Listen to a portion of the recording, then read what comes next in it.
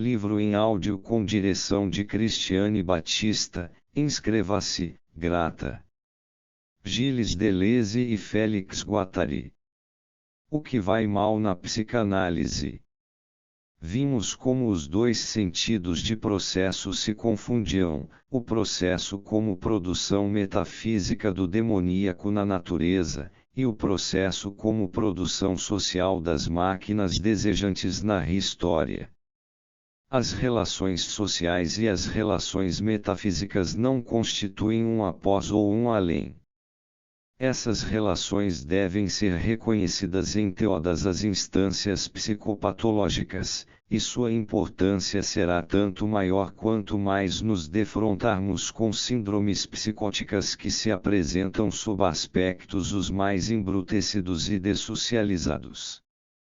Ora, é já na vida da criança, desde os mais elementares comportamentos do lactente, que estas relações se tecem com os objetos parciais, os agentes de produção, os fatores de antiprodução, segundo as leis da produção desejante em seu conjunto. Sem notar, desde o início, qual é a natureza desta produção desejante, e como, em que condições, e sob que pressões, a triangulação edipiana intervém no registro do processo, ficaremos enredados na teia de um edipianismo difuso e generalizado que desfigura radicalmente a vida da criança e sua sequência, os problemas neuróticos e psicóticos do adulto, e o conjunto da sexualidade. Lembremo-nos, não esqueçamos da reação de Lawrence à psicanálise. Nele, pelo menos, as reticências com que acolheu a psicanálise não provinham de um terror da descoberta da sexualidade.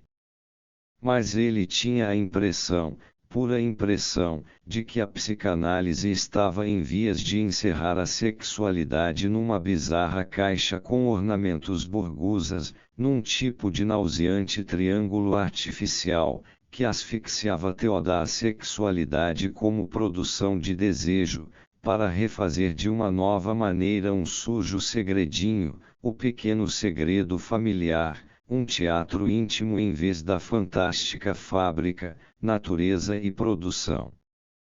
Ele tinha a impressão de que a sexualidade era dotada de mais força ou mais potencialidade.